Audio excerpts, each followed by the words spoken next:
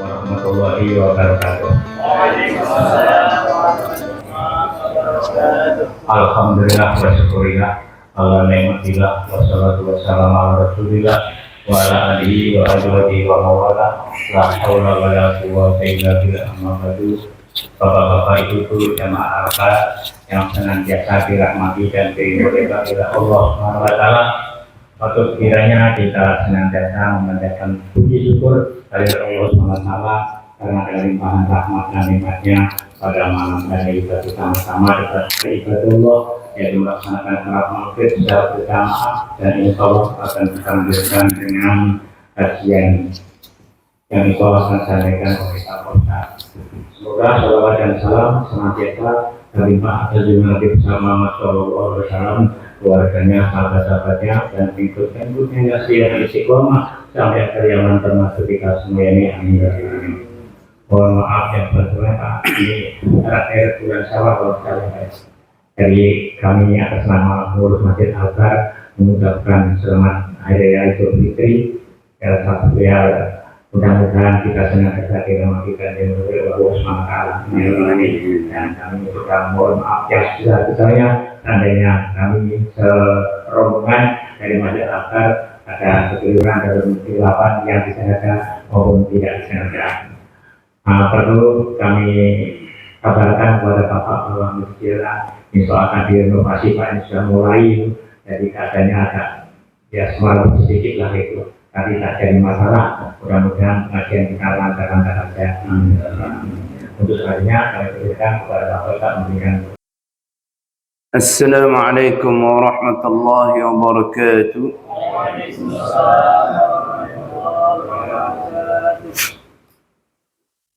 الفاتحة إلى أهل سيدنا رسول الله محمد بن عبد الله وعلي بن أبي طالب فاطمة الزهراء وسيدنا الحسن بن حسين، ثم إلى أرواح سيدنا المحاجر أحمد بن عيسى الفقيه مقدم محمد بن علي بعالم والشيخ أبو بكر بن سالم، ثم إلى مؤلف هذا الكتاب سيدنا بن سمير الحمد.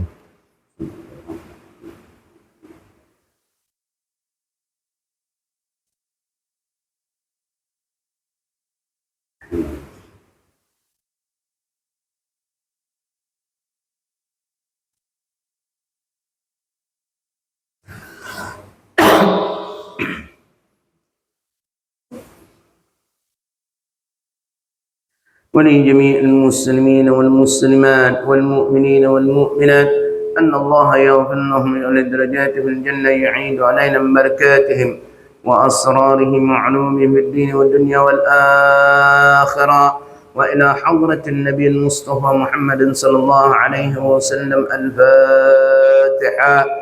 أعوذ بالله من الشيطان الرجيم. بسم الله الرحمن الرحيم. الحمد لله رب العالمين الرحمن الرحيم مالك يوم الدين، إياك نعبد وإياك نستعين، اهدنا الصراط المستقيم صراط الذين أنعمت عليهم غير المغضوب عليهم ولا الضالين آمين. الحمد لله الولي الحميد المجيد فعال لمن يريد، أحاط بكل شيء علما وهو على كل شيء شهيد، وأشهد أن لا إله إلا الله وحده لا شريك له، وأشهد أن سيدنا ونبينا محمدا عبده ورسوله. اللهم صل وسلم على سيدنا محمد وعلى آل سيدنا محمد. أما بعد.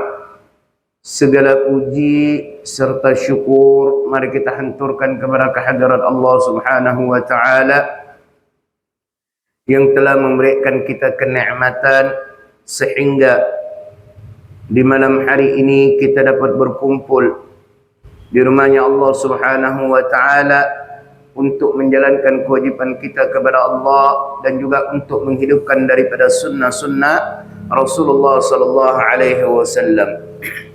Salawat serta salam tidak lupa kita hanturkan kepada junjungan kita, panutan kita, uswatun hasanah bagi kita, yaitu Nabi Muhammad sallallahu alaihi wasallam serta keluarganya, para sahabat-sahabatnya dan juga umat-umatnya hingga kelak di yaumul qiyamah.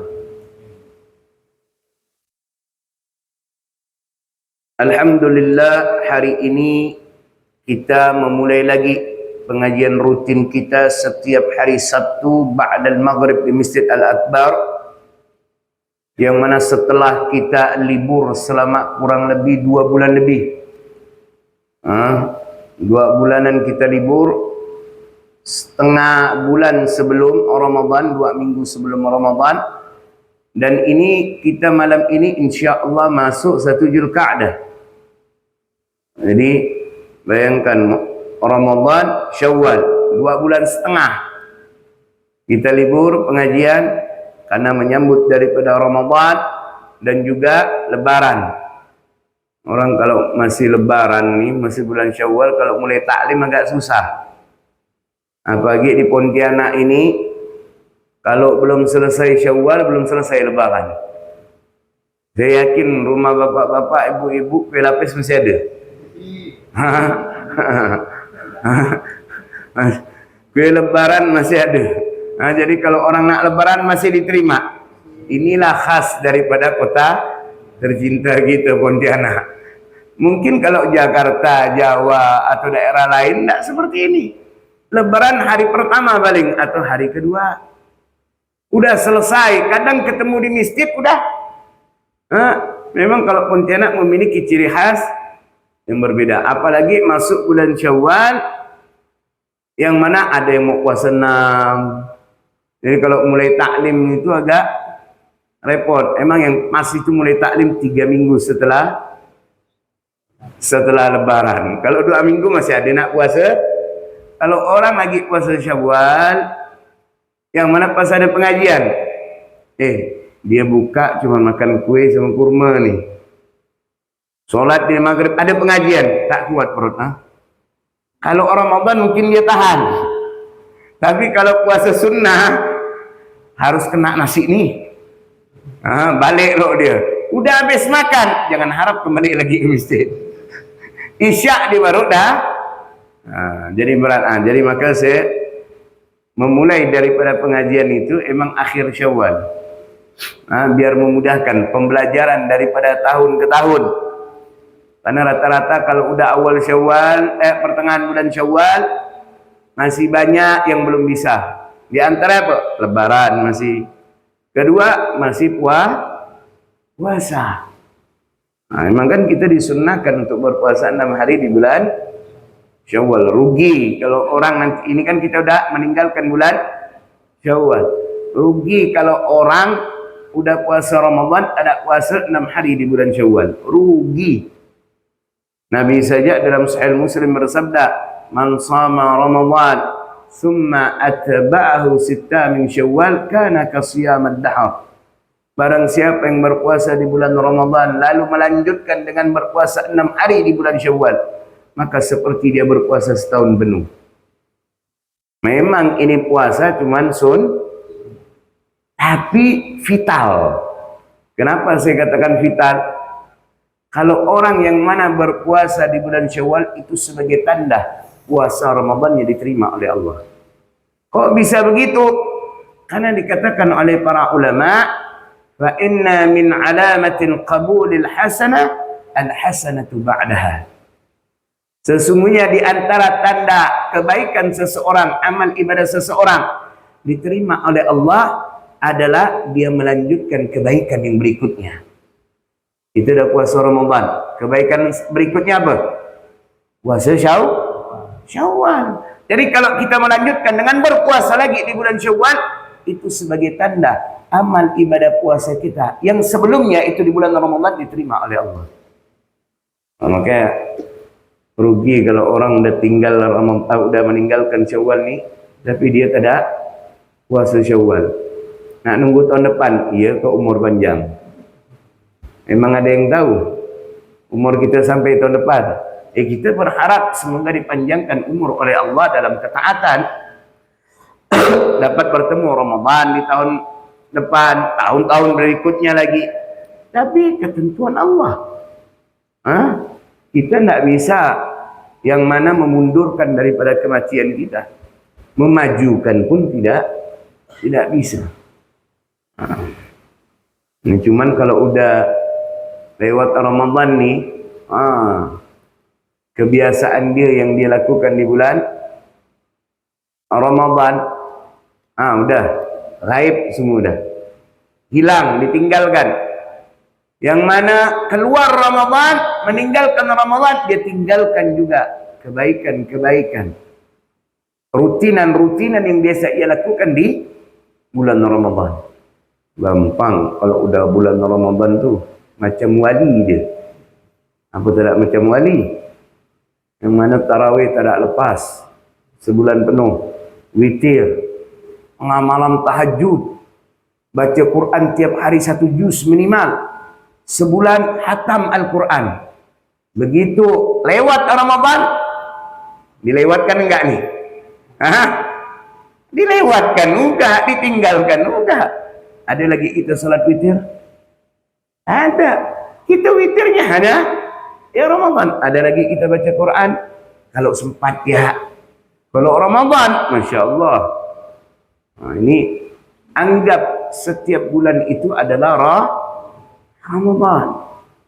Jangan yang mana kita meninggalkan Ramadan, tinggal juga kebiasaan yang kita lakukan di bulan suci Ramadan. Kalau bisa kita tetap istiqamah. Biasa tahajud, Syawal pun, Zulqa'dah pun, Zulhijjah pun, tetap kita tahajud. Ramadan selalu baca Al-Quran, di bulan lain pun kita baca Al-Quran setiap harinya. Nah, maka orang banyak bisa melakukan ibadah sebanyak apapun, itu banyak. Banyak nih, banyak yang bisa. Tetapi sangat sedikit orang yang bisa istiqamah dalam melakukannya. Itu bisa dihitung dengan jari. Nah, contohnya witir. Ramadan, dia tiap malam. Bisa kita kerjakan. Bisa nak kita istiqamahkan. Ketika kita meninggalkan Ramadan. Tidak lagi, udah. Nah, ada kita solat sebelum tidur, yaitu solat witir. Tidak. Kalau Ramadan, alhamdulillah, setiap malam tidak luput kita mengerjakan daripada solat witir. Minimal 3 rakaat kita kerjakan witir. Tapi lewat Ramadan, kita lewatkan juga witir. Nah, maka ibadah itu memiliki nilai di sisinya Allah ketika istiqamah. Maka para ulama mengatakan al-istiqamah afdal min alfi karamah. Keistiqamaan itu lebih afdal dibandingkan 1000 keramat, 1000 kesaktian. Jadi kalau ada orang bisa jalan di atas air 1000 kali macam itu, tidak ada apa-apanya dengan istiqamah. Maka lihat para sahabat Nabi itu, istiqamahnya mereka yang luar biasa. Itu yang membuat derajat daripada para sahabat Rasulullah begitu mulia di sisinya Allah Subhanahu wa ta'ala. Berbeda kalau kita. Kalau kita ya banyak tinggalkanlah. Susah untuk istiqamah. Makanya ada 3 tata cara orang kalau mau istiqamah. Agar bisa istiqamah. Pertama, benarkan niat dalam kita melakukan ibadah. Ini benarkan niat dalam melakukan ibadah. Jadi niat itu dalam melakukan ibadah, ibadah itu untuk Allah. Yang diharapkan ridha-Nya Allah, balasan dari Allah. Jangan mengharapkan selain daripada itu. Karena kalau kita mengharapkan selain daripada itu, yaitu yang kita dapatkan. Keistiqamaan tidak akan kita dapatkan. Contoh hadis innamal a'malu binniyat. Ini kan hadis yang ma'ruf. Sesungguhnya segala perbuatan itu tergantung daripada, ini ma'ruf. Kalau di kitab Arba'in An-Nawawi itu hadis pertama itu. Itu ada asbabul wurud. Kalau Al-Quran asbabun nuzul. Kalau hadis itu asbabul wurud namanya. Apa asbabul wurudnya? Ada seorang sahabat Nabi yang mana ikut berhijrah mengikuti jejaknya Nabi SAW, hijrah ke Madinah, tapi bukan karena Rasulullah, bukan karena Allah. Karena apa? Karena wanita yang ingin ia nikahi. Jadi ada perempuan yang dia naksir, dia kepengen yang mana menikahi wanita tersebut. Lihat apa yang didapatkan. Yang ia dapatkan bukan ridha Allah, bukan ridhonya Rasulullah, tetapi yang ia dapatkan apa yang ia niatkan. Dan sahabat tersebut menikah dengan wanita yang ingin ia nikahi. Nah, makanya kalau ingin diberikan keistiqamaan dalam melakukan ibadah, pertama benarkan lo niat kita ini. Niat kita dalam melakukan ibadah ini benarkan. Niat yang mana mengharapkan ridha-Nya Allah atau mengharapkan ganjaran dari Allah. Kan pernah kita bahas. Daripada ikhlas itu ikhlas itu yang paling tinggi adalah melakukan ibadah yang hanya mengharapkan balasan, hanya mengharapkan daripada ridha-Nya Allah. Tidak ada dia mengharapkan balasan dunia ataupun akhirat. Yang penting Allah ridha. Masa bodoh dia mau ditaruh di neraka ke di surga ke. Yang penting Allah ridha. Ini ikhlas paling tinggi. Ini belum level kita ni. Belum level kita. Yang kedua, melakukan ibadah mengharapkan balasan daripada akhirat. Nah, gitu misalkan melakukan ini suatu ibadah agar apa? Masuk surga. Berarti kan mengharapkan balasan akhirat. Sedekah dia, kenapa? Yadkhulunal jannah bighairi hisab wala adab. Akan masuk ke dalam surga tanpa dihisab dan juga diazab. Jadi semangat dia melakukan daripada perbuatan baik itu berupa sedekah. Kenapa? Masuk surga. Masuk surga tidak dihisab lagi, tidak diazab lagi. Nah, ini termasuk ikhlas, tapi level kedua. Level ketiga, ikhlas yang paling rendah ini. Melakukan ibadah mengharapkan balasan daripada dunia. Seperti kita duha. Kan banyak orang ngerjakan duha tujuan untuk apa? Dunia. Seperti apa? Boleh enggak? Boleh. Apakah termasuk ikhlas? Termasuk ikhlas. Seperti solat duha agar rezekinya lancar. Boleh enggak? Boleh. Sedekah biar dagangannya laris. Usahanya dimudahkan sama Allah. Boleh enggak? Boleh. Ini sunnat Allah. Namanya iming-iming yang Allah berikan kepada kita. Itu sunnat Allah. Allah tuh tahu kita ni dhaif. Bayangkan udah diiming-imingi saja. Berapa banyak di antara kita ni yang mana meninggalkan daripada perbuatan itu. Sekarang saya mau tanya, kalau sedekah itu balasan dunia dan akhirat kan? Diberikan oleh Allah kan? Pertama, bertambah daripada hartanya. Dawa'ul lil marad, obat daripada penyakit. Turfa Allah anhumul bala, diangkat mara bahaya daripada dia. Dihindari mara bahaya. Tamurruna 'ala sirat kal buraqal khatif. Dia akan melewati sirat seperti kilat. Yang terakhir, yadkhulunal jannah bighairi hisab wala adab. Akan masuk ke dalam surga tanpa dihisab dan juga diazab. Riwayat yang lain, ittaqun nar walau bisyikki tamrah. Jaga diri kalian daripada api neraka walaupun dengan bersedekah sepotong kurma. Bayangkan balasan dunia dan akhirat. Sekarang saya mau tanya, lebih banyak orang yang ahli sedekah apa orang bakhil?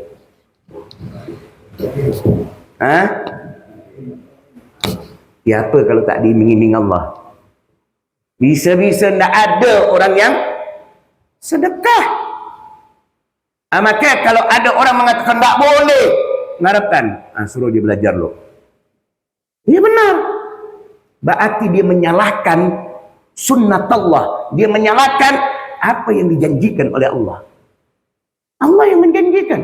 Kita berharap, karena Allah ni tahu kita ni dhaif, lemah, perlu diiming-imingi loh.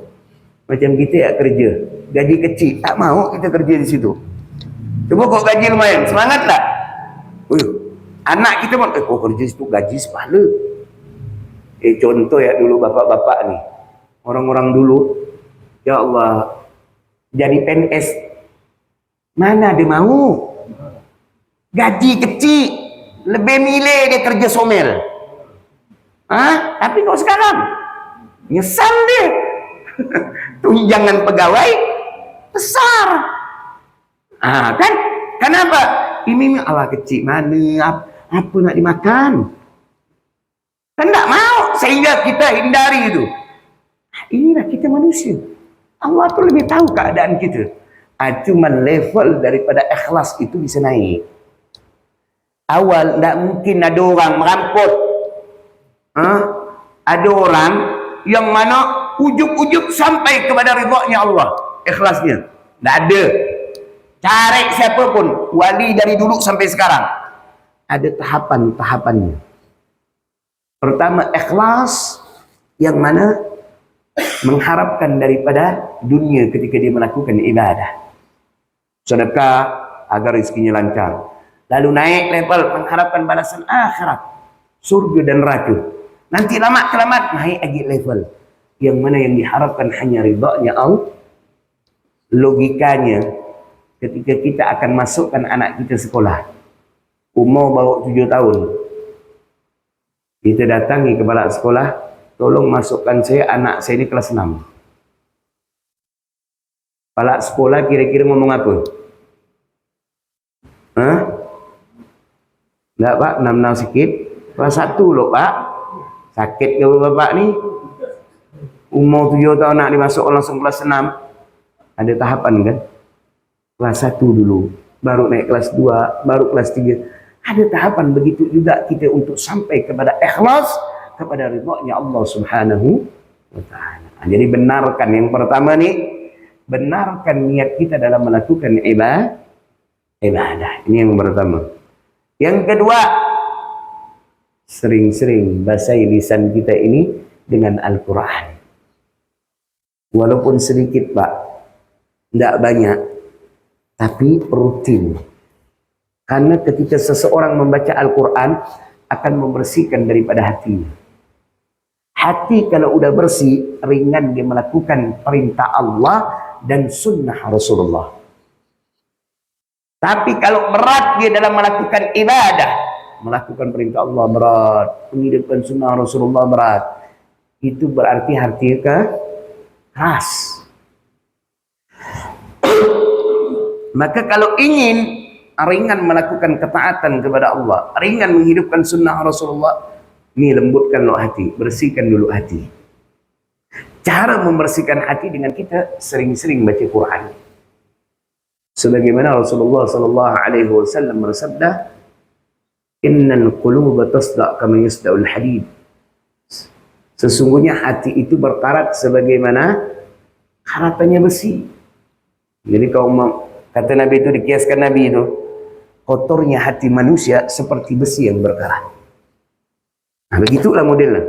Seseorang bertanya kepada Nabi, "Wa ma jala'uha ya Rasulullah?" Lalu bagaimana cara menghilangkan kotoran yang ada di dalam hati itu? Maka Rasulullah sallallahu alaihi wasallam bersabda, "Tilawatul Quran wa dzikril maut." Dengan membaca Al-Quran dan ingat akan kematian. Baca Quran dan ingat akan kematian. Salah satu cara untuk membersihkan hati adalah membaca daripada Al-Quranul Karim. Semakin sering kita baca, semakin bersih ini hati. Kalau semakin bersih ini hati, semakin ringan kita melakukan ketaatan kepada Allah. Tidak mungkin seseorang bisa istiqamah kalau hatinya kotor. Mustahil. Melakukan perintah Allah ajak berat, apalagi nak istiqamah dalam melakukan ibadah. Berapa banyak di antara kita berat rasa nak ke masjid, solat berjamaah di masjid. Berat. Padahal bukan pelan dipanggil lu. Dengan azan pakai toa lu. Tak masuk akal kalau tak dengar. Bukan tak dengar, tapi apa? Berat, malas. Itu maka kalau kita mau tahu hati kita ni bersih apa enggak, simple. Kalau laki-laki ni berat nak pergi ke masjid tu. Kalau berat, berarti masih kotor hati tu. Simple. Tak usah kita nilai orang, suruh dia nilai diri sendiri. Azan, Allahu Akbar, Allahu Akbar. Sampai iqamah, tak ada dia turun ke masjid. Tahan dia solat di rumah. Nanti bawa nyeletuk, yang penting kan aku solat. Ini masih bermasalah di hati. Orang yang seperti ini tidak mungkin bisa beristiqamah dalam melakukan ibadah ataupun menghidupkan sunnah Rasulullah sallallahu alaihi wasallam.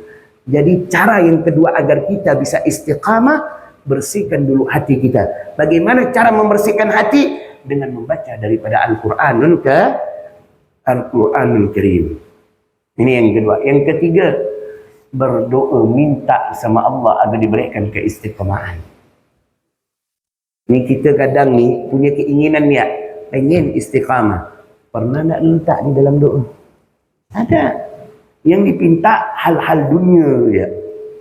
Tapi keistiqamaan tak ada. Mungkin banyak kebaikan-kebaikan yang lain kita minta sama Allah. Bukan hanya dunia, kebaikan akhirat juga kita minta. Tapi keistiqamaan kita minta tak? Pernah nak kita berdoa? Tak. Lalu bagaimana mungkin Allah akan memberikan keistiqamaan itu kepada kita? Jangan meremehkan loh. Ketika kita meminta kepada Allah, memohon kepada Allah agar diberikan pertolongan agar bisa istiqamah. Allah kalau kita sudah meminta tidak mungkin mengecewakan daripada hambanya. Ingat kasih sayang Allah, rahmatnya Allah itu luas melebihi luasnya langit dan bumi. Itu kepada hamba. Kalau tidak ada kasih sayang yang Allah berikan kepada kita semua ni, otomatis setiap kita bermaksiat langsung dihukum sama Allah, diazab sama Allah. Ini karena kasih sayang Allah yang Allah berikan. Contoh aja, Fir'aun Allah berikan kasih sayang Allah. Ketika Nabi Musa alaihissalam, di zaman Nabi Musa ni, Fir'aun ni tenggelam. Fir'aun ni ketika tenggelam 70 kali dia berkata, "Aghisni ya Musa." 70 kali dia berkata seperti itu. Apa? "Aghisni ya Musa." Tolonglah aku ya Musa. Ketika dia tenggelam 70 kali dia mengucapkan atau meminta pertolongan kepada Nabi Musa. Tidak ada Nabi Musa memberikan pertolongan kepada Fir'aun. Lalu Allah berfirman kepada Nabi Musa, "Wahai Musa, Fir'aun 70 kali meminta pertolongan kepadamu, tapi engkau tidak menolongnya. Ketahuilah wahai Musa, kalau saja dia meminta pertolongan itu kepadaku, niscaya akan aku berikan pertolongan." Tercengang Nabi Musa mendengar firman-Nya Allah seperti itu. Mendengar ucapan Allah seperti itu. Dan Nabi Musa alaihissalam berkata kepada Allah, "Ya Rabb, begitu luasnya kasih sayangmu bahkan kepada Fir'aun yang mana dia pernah mengucapkan ana rabbukumul a'la, aku adalah Tuhan yang maha tinggi." Karena Fir'aun mengaku Tuhan. Kepada Fir'aun yang laknat ini, yang mengaku dirinya Tuhan, engkau berikan, kau tunjukkan kasih sayangmu sampai kalau dia meminta pertolongan akan engkau berikan pertolongan.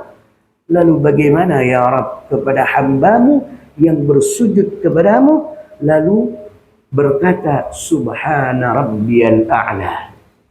Maha suci engkau dan lagi maha tinggi. Lihat. Fir'aun kalau minta pertolongan ketika itu sama Allah, Allah berikan pertolongan. Fir'aun, kita bukan Fir'aun. Alhamdulillah, tidak macam Fir'aun gitu masih. Tidak sampai kita mengaku diri kita Tuhan. Alhamdulillah kita masih bersujud kepada Allah, memuji kepada Allah. Masa tidak yakin kalau apa yang kita minta sama Allah tidak diberikan? Kalau berdoa itu harus optimis, jangan pesimis. Orang yang pesimis di dalam berdoa jangan harap doanya akan diijabah oleh Allah. Orang yang mana optimis di dalam dia berdoa, itulah menjadi penyebab doanya diijabah oleh Allah. Makanya minta sama Allah. Seperti apa? Keistiqamaan dalam melakukan ibadah. Seperti doa yang diajarkan oleh Syekh Sa'rawi. Syekh Sa'rawi ini menganjurkan kepada orang agar merasakan kenikmatan dalam melakukan ibadah, tapi tidak merasakan kenikmatan dalam melakukan dosa. Nah, ini untuk orang yang mana agar istiqamah di jalannya Allah nih. Jadi dia terhindar daripada perbuatan dosa, terutama orang yang masih dosa, maksiat, ibadah gak dikerjakan campur aduk. Nah, ini perbanyak baca doa ini. Allahumma ahrimni ladzata ma'asiyatik warzuqni ladzata ta'atik. Ya Allah, berikan aku, ya Allah, haramkan aku merasakan kenikmatan dalam melakukan kemaksiatan kepadamu, dan berikan aku kenikmatan dalam melakukan ketaatan atau ibadah kepada Engkau. Itu doa tu. Macam di sujud terakhir. Tapi ingat, jangan kalau di dalam solat itu jangan nak sujud lama-lama kalau berjamaah. Ini kadang, ini pun imam pun kadang begitu kak model. Lama dia sujud. Malah kalau kelamaan hukumnya menjadi makruh. Kalau solat seorang seperti solat sunnah silakan. Ini kalau solat berjamaah dia lama sujudnya. Solat sunnah macam peluhu dia solat. Betul lah benar. Lihatlah kalau kita ngeliat orang solat sunnah tu, ada lama sujud. Padahal waktu itu silakan nak sujud amat-amat. Kalau cuma minta doa atau mengucapkan doa seperti itu tidak lama, tidak masalah. Tapi jangan macam-macam pula di doa sehingga lama. Bahkan ada makmum, imam sudah bangun dari sujud, lumayan lama dia masih sujud. Makruh loh. Kelamaan. Yang mana dikatakan kalau dalam fikih itu, yang mana lamanya seperti mengucapkan tasbih 15 kali, hukumnya menjadi makruh. Kalau sujud kita seperti itu lamanya. Nah, makanya jangan nak lama-lama kalau berjamaah. Waktu sendirian. Jadi kalau sujud tu boleh minta sama Allah, tapi jangan nak lama-lama. Kalau berjamaah, lain kalau kita solat sunnah sendiri. Silakan nak lama-lama tak apa-apa. Nak lama-lama tak ada masalah. Maka macam sujud di dalam solat, ucapkan doa ini. Allahumma ahrimni ladzata ma'asiyatik. Ya Allah, haramkan aku merasakan nikmat dalam melakukan dosa. Warzuqni ladzata ta'atik, dan berikan aku kenikmatan dalam melakukan ketaatan dan juga ibadah kepada Engkau. Ini dalam sujud ucapkan itu. Kenapa? Waktu paling dekat seorang hamba dengan Allah di dalam salat itu ketika sujud. Maka kita dianjurkan untuk berdoa. Nih. Jadi yang ketiga, perbanyak doa. Bahkan setiap doa jangan luput kita meminta agar diberikan keistiqamahan. Itu jadi ini 3 resepnya amalkan. Biar ibadah-ibadah yang rutin kita lakukan di bulan suci Ramadan tetap kita lanjutkan di bulan-bulan berikutnya. Jangan sampai berhenti. Kalau berhenti berarti kita tidak istiqamah dalam melakukan ibadah kepada Allah Subhanahu wa taala.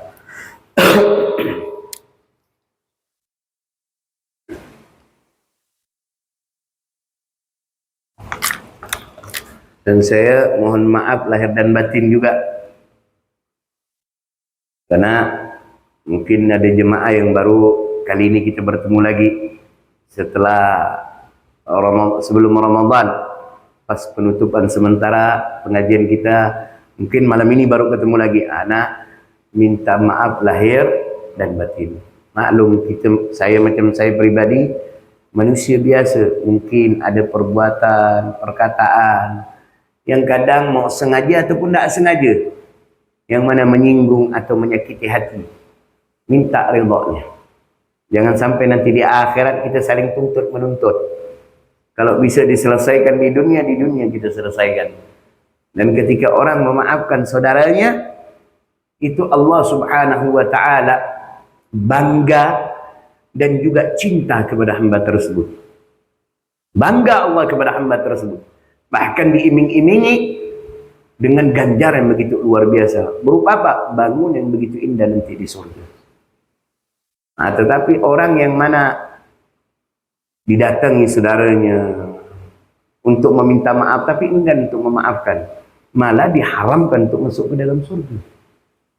Pernah yang saya katakan 10 golongan yang diharamkan oleh Allah untuk masuk ke dalam surga, salah satu di antaranya adalah al-utul. Siapa itu al-utul? Yaitu ketika datang seseorang atau saudaranya untuk meminta maaf kepadanya, dia enggan untuk memaafkan.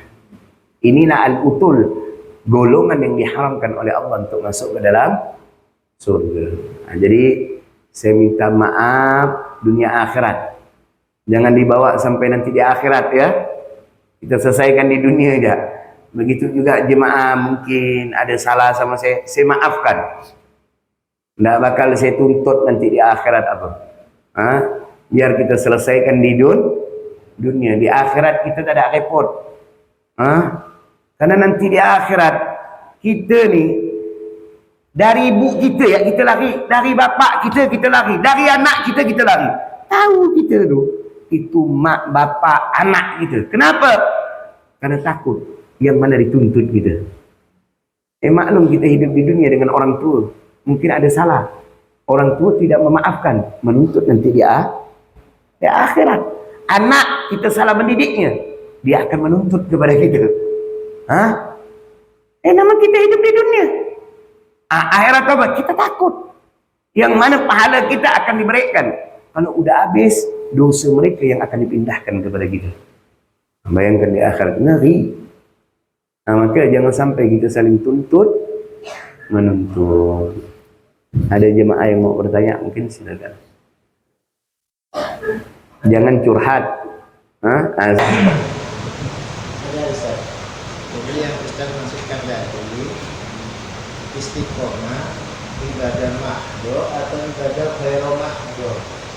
Karena saya sering mendengar ada orang ahli masjid tapi dengan istrinya tidak akur. Ada orang ahli masjid dengan tetangganya tidak akur. Ada orang ahli masjid punya harta banyak tapi pelitnya na'udzubillah. Jadi mohon Ustaz diperjelas istiqomah dalam ibadah mahdo atau ghairu mahdo. Terima kasih Ustaz. Jadi yang perlu saya jelaskan, kedua-duanya saling berkaitan. Tidak ada bisa kita pisahkan mahdha istiqamah ini atau istiqamah atau ghair mahdha. Tidak bisa, dua-duanya saling berkaitan. Jadi ketika seseorang melakukan ibadah, rajin dia, kok kita katakan istiqamah nampaknya. Nampaknya istiqamah, kelihatan casingnya tu. Tapi balim sama anak bini. Buruk akan hal yang lainnya. Sekarang bukan keistiqamahan yang bermasalah, tapi ibadah yang ia kerjakan bermasalah. Seperti orang yang ke masjid, solat padahal tanha anil fahsya munkar. Lalu kenapa orang yang solat tapi masih berbuat buruk, berbuat zalim? Berarti apa? Solat dia ini bermasalah. Dan kebanyakan orang solatnya tanpa ilmu. Jadi tidak ada nilai di sini. Allah tidak memberikan efek kepada dirinya. Berbeda orang yang solat dengan ilmu dengan tanpa ilmu. Jadi istilahnya selain yang pertama utama sekali itu luruskan niat. Ada orang melakukan ibadah niatnya tak benar. Akhirat itu apa? Tidak ada nilai ibadah di sini Allah atas hamba tersebut yang mana telah melakukan ibadah. Berarti ibadah itu tidak memberikan efek yang positif kepada dirinya. Tidak merubah dirinya menjadi lebih baik. Yang kedua dengan ilmu. Percuma niat baik tapi mengerjakan ibadah tanpa ilmu. Tidak ada nilai di sini Allah.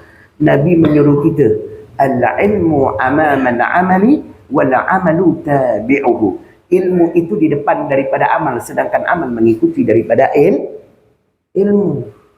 Jadi kalau ada orang ahli masjid tapi masih berbuat buruk, akhlaknya, perangainya, suka ngomongkan orang, riba, kedekut, bakhil, Ini perbaiki loh solatnya. Jangan-jangan solatnya tanpa ilmu. Sekali ditanya, coba mulai solat dari takbiratul ihram sampai salam. Karena makna solat kan aqwal wa af'al muftatihatun bitakbir wa muhtatimatun bitaslim. Ucapan dan gerakan yang dimulai dengan takbir dan diakhiri dengan itu definisi atau makna daripada coba tanyakan dari takbiratul ihram sampai salam, coba bedakan mana yang rukun, mana yang sunnah. Pasti tak tahu. Kalau tak tahu, berarti ibadahnya tanpa ilmu. Itulah sebab yang mana solatnya tidak merubah daripada dirinya menjadi lebih baik. Jadi istilah itu yang perlu dipahami. Jadi bukan masalah istiqamah, ibadah mahdhah atau ghair mahdhah. Yang mana perbaiki daripada ibadah itu. Ibadah itu diperbaiki dengan apa? Niat, yaitu dengan Kalau dua hal ini tidak ada salah satunya, tidak mungkin membuat orang itu lebih baik. Cuma niat baik, tapi tidak dengan ilmu, tidak ada nilai. Ada ilmu, ibadah dengan ilmu, orang-orang alim, tapi niatnya tak baik. Dia melakukan ibadah, mengharapkan Allah, tetapi apa? Riya, mengharapkan pujian daripada manusia. Tidak ada nilai. Jadi kedua-duanya. Semoga dapat dipahami. InsyaAllah ke depan kita lanjutkan. Baru kita masuk ke kajian kita yang berikutnya. Semoga apa yang kita kaji di malam hari ini kita mendapatkan ilmu yang barakah, ilmu yang bermanfaat, ilmu yang bisa menambah ketaatan kita kepada Allah, ilmu yang bisa menambah rasa takut dan cinta kita kepada Allah, ilmu yang bisa menambah ketakwaan kita kepada Allah, kecintaan kita kepada Allah dan juga kepada Rasulullah sallallahu alaihi wasallam. Dan semoga perkumpulan kita di malam hari ini menjadi wasilah bagi kita, perantara bagi kita untuk mendapatkan syafaatnya Rasulullah sallallahu alaihi wasallam kelak di yaumul qiyamah. Dan semoga kita semua selalu diberikan kesehatan oleh Allah, diberikan umur yang panjang dalam ketaatan kepada Allah Subhanahu wa taala.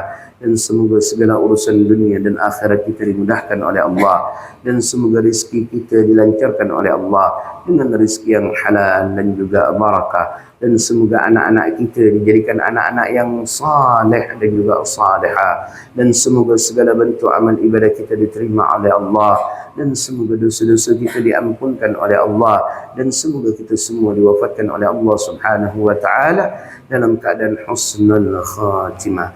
Kalimat terakhir yang kita ucapkan ketika kita meninggalkan dunia adalah la ilaha illallah Muhammadur Rasulullah sallallahu alaihi wasallam.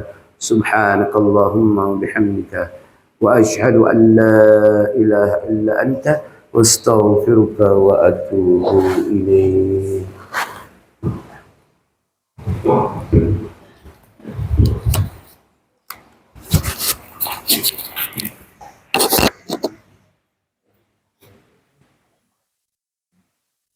Terima kasih Pak Ustaz.